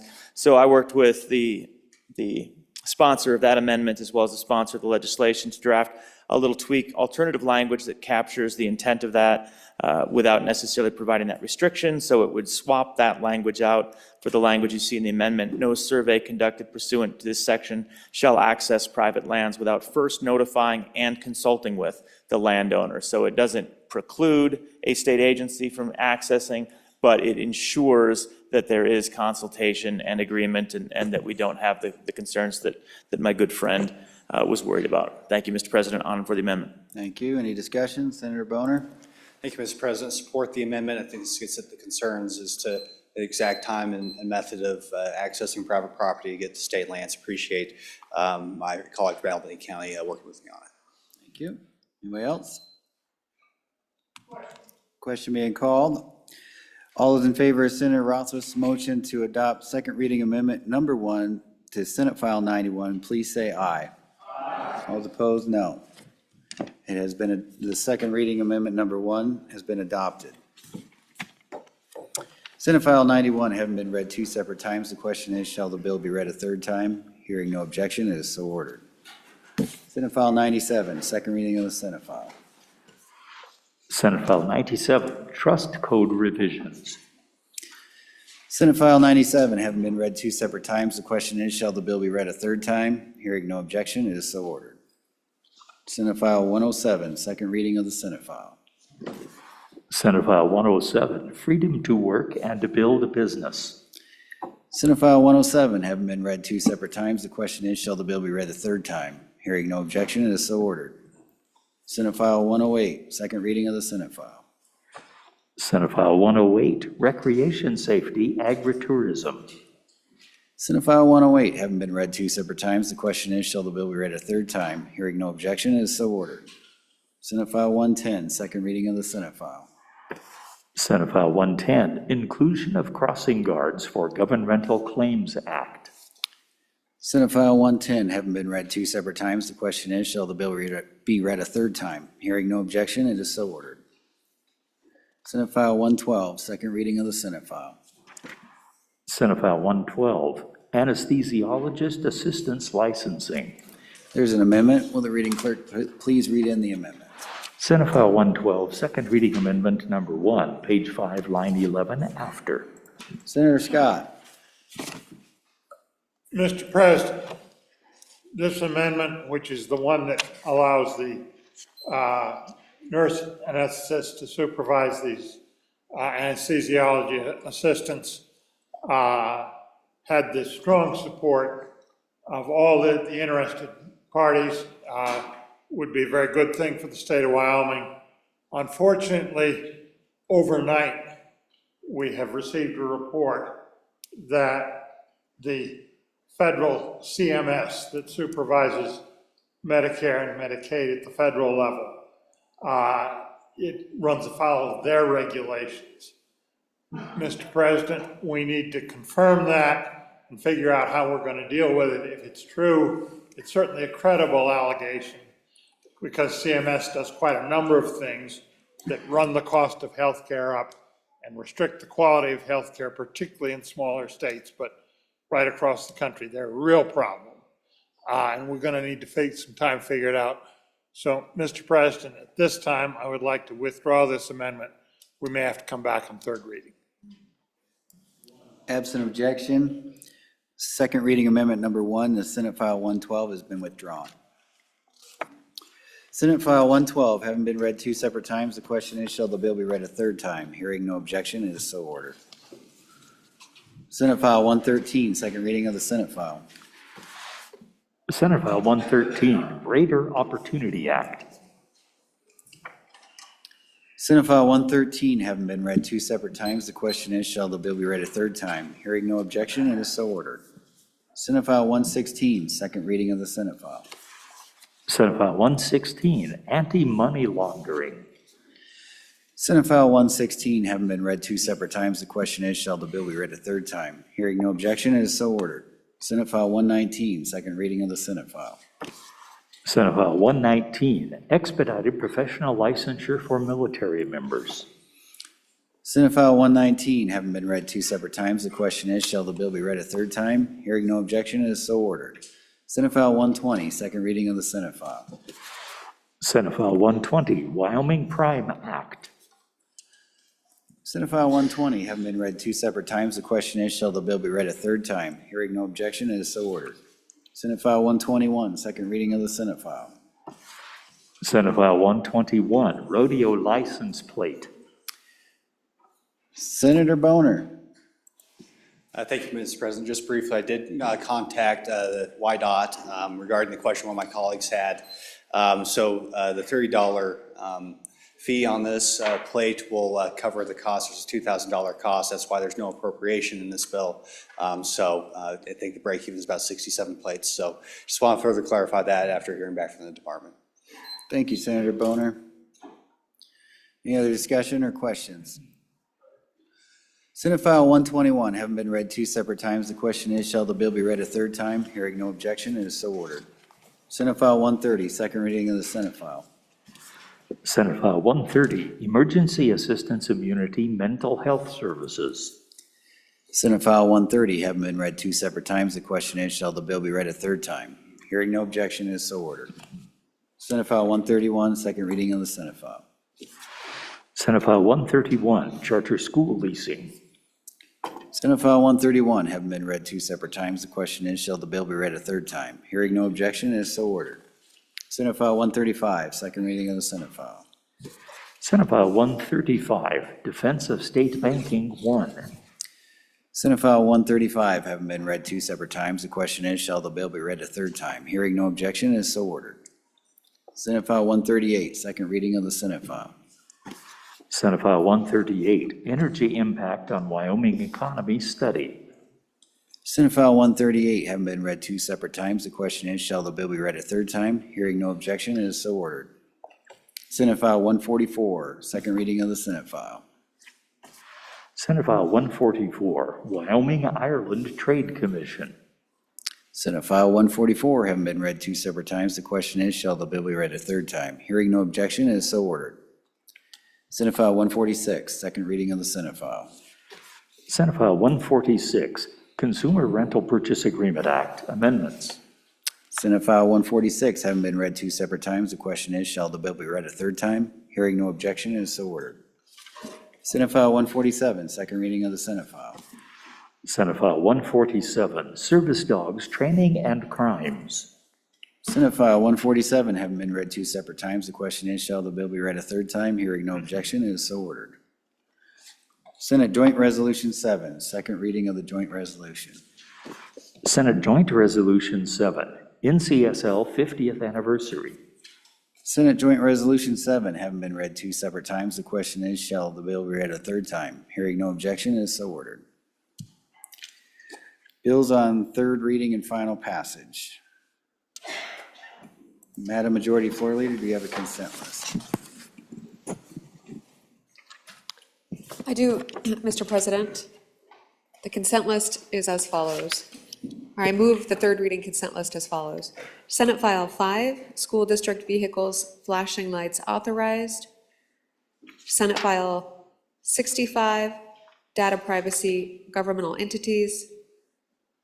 Senate File 71, Ignition Interlock Restricted License Aggravated Homicide.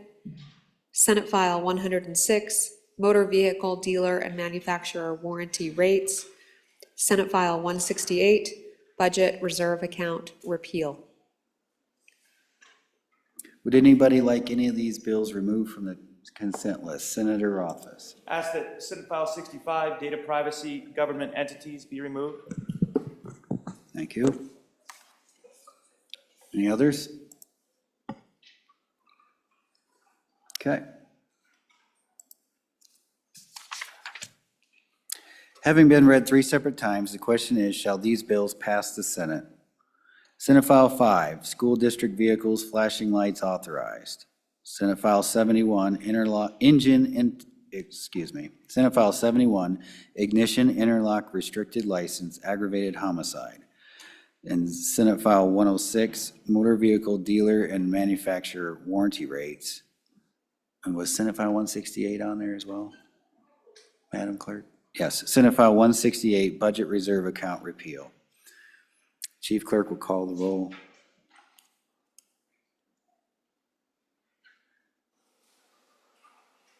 On the consent list, Anderson?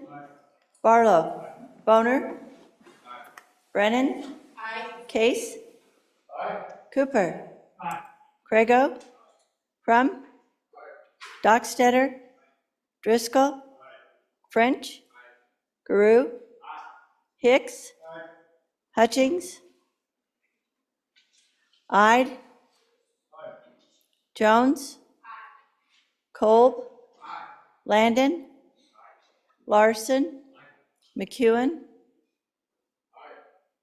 Nethercott? Olson? Pappas? Pearson? Rothfuss? Salazar? Schuler? Scott? Smith? Steinmetz? Hutchings? Excused. Excused. President Beitman. Aye. On the consent list, 30 aye, 1 excused.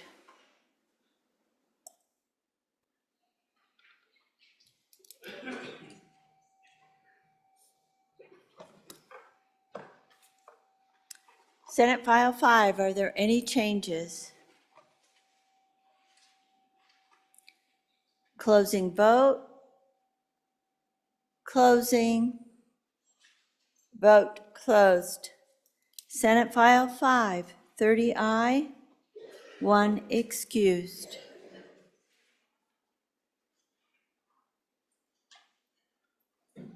Senate File 71, are there any changes? Nethercott, aye to no. Hutchings? Excused to Senate File 71.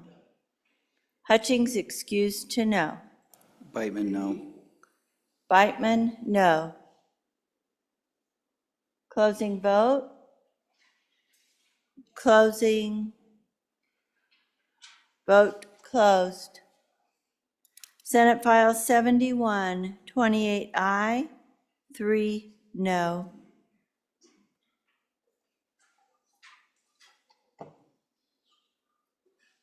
Senate File 106, are there any changes? Aye? Aye to no. Cole? I to no. Case? I to no. McEwen? I to no. French? I to no. Hutchings? Excused to no. Closing vote.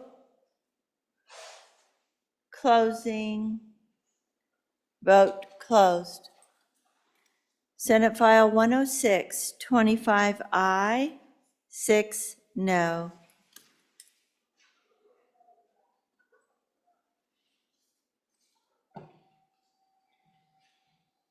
And Senate File 168, are there any changes? Hutchings, excused to aye. Closing vote. Closing. Vote closed. Senate File 168, 31 aye. Having received the affirmative vote of the majority members elected to the Senate, Senate File 5, School District Vehicles Flashing Lights Authorized, Senate File 71, Ignition Interlock Restricted License, Aggravated Homicide, Senate File 106, Motor Vehicle Dealer and Manufacturer Warranty Rates, and Senate File 168, Budget Reserve Account Repeal have passed the Senate. Bills on third reading. Senate File 65, third reading of the Senate file. Senate File 65, Data Privacy Government Entities, sponsored by the Blockchain Committee, an act relating to the administration of the government. Senator Rothfuss. Thank you, Mr. President. Mr. President, without objection, I'd ask that Senate File 65, Data Privacy Government Entities, be laid back for one additional day. Absent objection, Senate File 65 has been laid back for one day. Senate File 96, third reading of the Senate file. Senate File 96, Wyoming Gold Act, an act relating to the Wyoming Legal Tender Act, sponsored by Senator Ide. There is an amendment. Will the reading clerk please read in the amendment? Senate File 96, third reading amendment number 1, page 1, line 4, delete. Senator Nethercott. Thank you, Mr. President. I move third reading amendment number 1 to Senate File 96 and ask for your favorable consideration. Good senators, pursuant to a recommendation from our good treasurer's office, the rulemaking authority and requirement for the office to promulgate rules associated with this act, they feel is unnecessary. And so the purpose of this amendment is to repeal the requirement for rulemaking, as they feel they already have the authorization to do that. And so, good senators, the repeal of that rulemaking authority is found on the amendment on lines 1 through 10 and lines 15 through 16. There's a second concept in the amendment which is found on lines 11 through 13, which concerns the requirement that the state treasurer conduct a study analyzing the role of precious metals in augmenting, stabilizing, and ensuring the economic security and prosperity of the state and the families, residents, and businesses of the state. And the study under this section shall include a review of methods for the state to begin accepting gold and silver as payment medium. They feel like the request to conduct a study with those kind of goals is too lofty for their office, and that's more of a policy decision for legislators to make. But so they've requested that language to be modified, as you see on the amendment on lines 11 through 13, which says the state treasurer shall conduct a study that reviews methods for the state to begin accepting gold and silver as payment medium. So that's the amendment, removing the rulemaking authority and the requirement that they promulgate rules, and then language concerning the study regarding taking gold and silver as payment. Thank you. Any discussion? Senator Ide. Thank you, Mr. Chairman. I would request to split this amendment into two amendments. What's that? Divide this amendment into two amendments. Okay.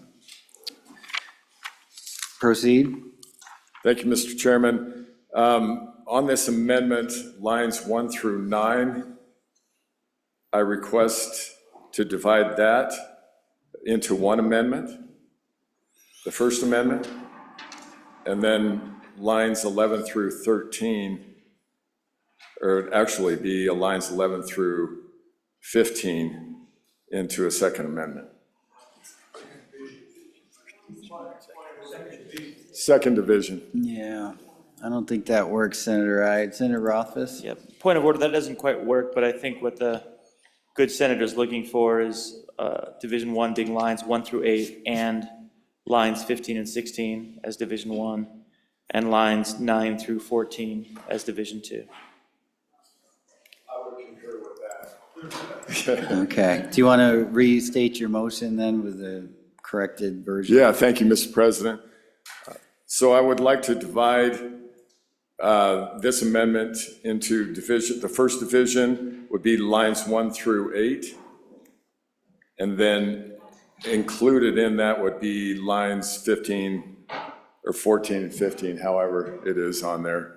I'm not sure exactly how. That's 15 and 16. 15 and 16. Mm-hmm. That'd be division number 1. And then division number 2 would be lines 10 through 14. 9 through 14. Okay. That is divisible. Which division would you like to take up first? Mr. President, I'd like to take up the division number 1 on this amendment. Okay, you can speak to division number 1. You know, I think with the comments from the bringer of the amendment, I think it's pretty benign. So it doesn't look like, at least from my vantage point, that that's really going to hurt the bill. And, you know, I guess I'm not going to speak for or against it, but I think that's not going to hurt the bill. Being the treasurer said that they already have that authority, so I guess I'll take that for what it's worth. Thank you, Mr. President. Okay, anybody on division number 1? Question being called. All those in favor of adopting division number 1, the third reading amendment number 1 to Senate File 96, please say aye. Aye. All those opposed? Division 1 has been adopted. Division 2, Senator Ide. Thank you, Mr. President. Number 2, you know, I really think that this would be helpful for everybody in this body for a little study on this. And I know that our neighbor to the west of us here, they got it done pro bono. It's really not going to be a heavy lift for the treasurer's office to get us something. You know, I think the language reads, just so everybody knows, the state treasurer shall conduct a study analyzing the role of precious metals in augmenting, stabilizing, and ensuring the economic security and prosperity of the state and the families, residents, and businesses of the state. So I think it benefits us to leave that in there, but so I'm in favor of not removing that second division. Thank you, Mr. President. It's another way of saying you're against it. That would be correct, Mr. President. Anybody else on division 2? Senator Rothfuss. Thanks, Mr. President. Mr. President, the second division, for the second division, doesn't remove the study, it just changes the scope of the study. So it broadens the study in a way that apparently the treasurer's office was interested in without having some of the specifics that were in there. I don't think it rules out anything that's mentioned in the existing paragraph. I think it just narrows what's required to be in the report. And so if the office desires that specific flexibility, I'm inclined to support that and therefore support this second division. Thank you. Anybody else on the division number 2 before the sponsor? All right, back to you, Senator Ide. Thank you, Mr. President. I don't know if that's correct. The language that's left in here on this division 2 is already in that amendment, or it's already in the bill. So it's effectively just leaving that in there. So it would be all inclusive if you vote this amendment down. Thank you, Mr. Chairman. Okay. Ready for the question? All those in favor of adopting division number 2, this third reading amendment number 1, the Senate File 96, please signify by saying aye.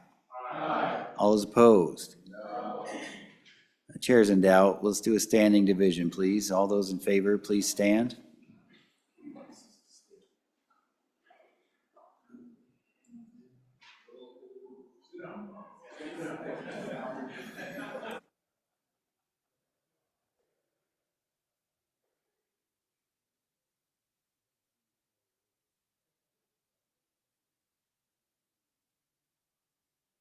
$19, all opposed?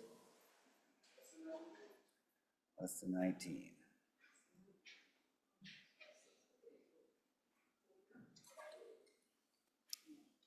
$11 noes. Division number 2 has been adopted. We're back on the bill. Any further discussion on the bill? Question being called. Senate File 96 having been read 3 separate times. The question is, shall the bill pass the Senate? The chief clerk will call the roll. Third reading roll call, Senate File 96. Anderson? No. Barlow? Aye. Boner? Aye. Brennan? Aye. Case? No. Cooper? Aye. Crago? Aye. Crum? Aye. Dockstetter? Aye. Driscoll? Aye. French? Aye. Guru? No. Hicks? Aye. Hutchings? Aye. Ide? Aye. Jones? Aye. Cole? Aye. Landon? Aye. Larson? Aye. McEwen? Aye. Nethercott? Aye. Olson? Aye. Pappas? No. Pearson? Aye. Rothfuss? No. Salazar? Aye. Schuler? Aye. Scott? Aye. Smith? Aye. Steinmetz? Aye. President Beitman? Aye. Aye. Barlow, aye to no. Closing vote. Closing. Vote closed. Senate File 96, 25 aye, 6 no.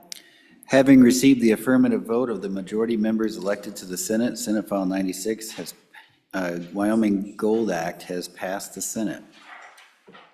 Madam Majority Floor Leader, we're only 6 minutes late.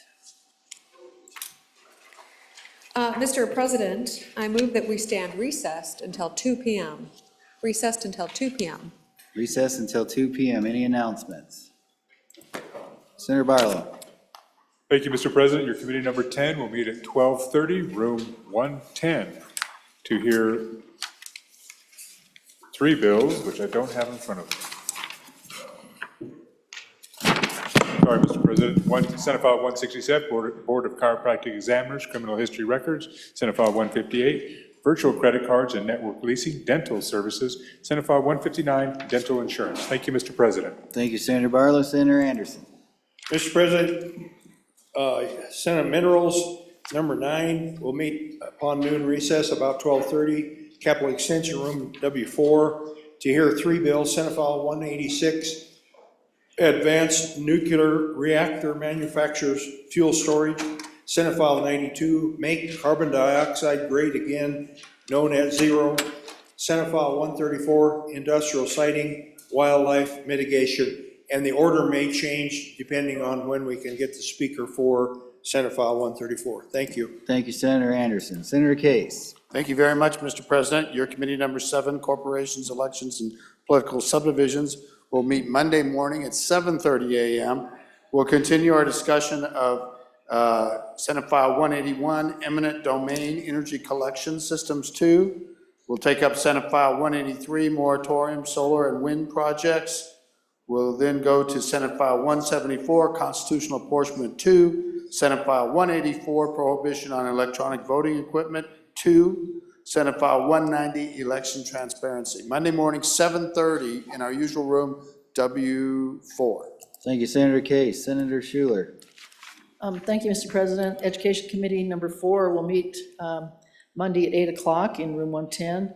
We'll continue listening to Senate Joint Resolution number 6, School Capital Construction Constitutional Amendment, Senate File 173, Educational Bankruptcy Act, and Senate File 178, Fixing Reading Failure. Thank you. Senator McEwen.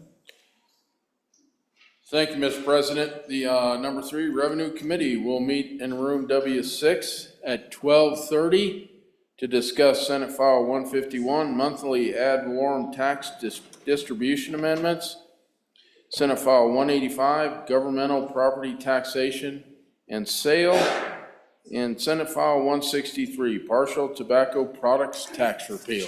Thank you, Mr. President. Thank you. Senator Olson. Mr. President, your Committee on Number 1 Judiciary will meet upon this noon recess in W002 to continue considering Senate File 117, shared parenting. Thank you.